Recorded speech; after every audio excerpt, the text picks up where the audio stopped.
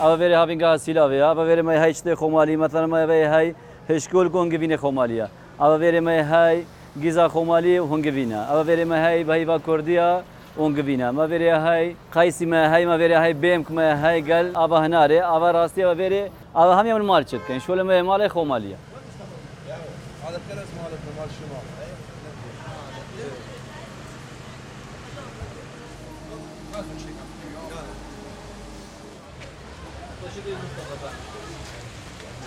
هسه جدوكي هوتي مختار جدوكي تما أوميدي أزجل حش وقت شتوت كم أبد خمالي يعني هكو بين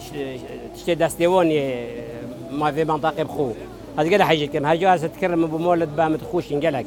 سجوقة وحلاوة وقيسية يعني هم تشتي خمالي دستيها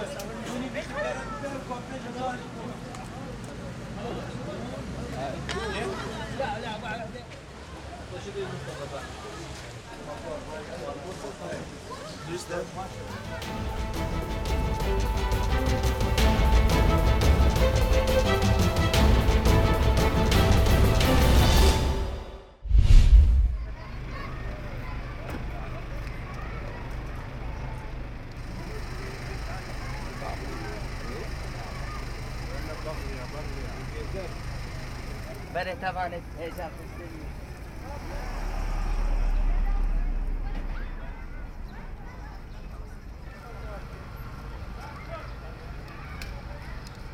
أبا في كامج علوازة أخوتين تين كمباتشا مشكو بطاطن بعجان رشكن دوم بلانن هم بوخت فروشين فقيرين نا ولا تيش شو كامات كري شو كامات بتجي إرزانة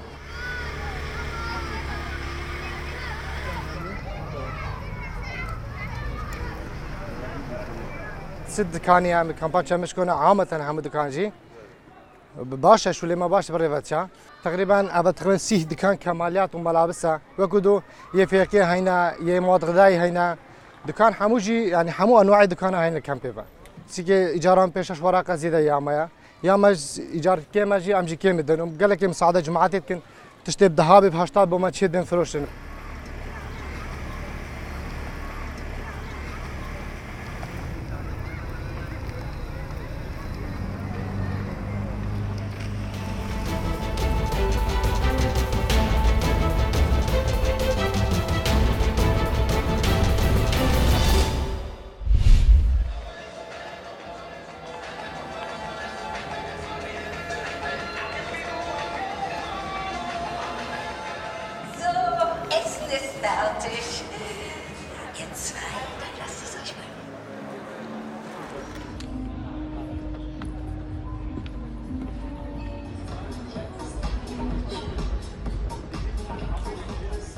The most special thing about this lineup in 2019 is that from the 17 films we have in competition, 7 are from women directors. This is a record we never had before. And so I think if you ask for a specific thing, this is a specific thing. A lot of women are here in our festival who are doing films, and we are very happy with this.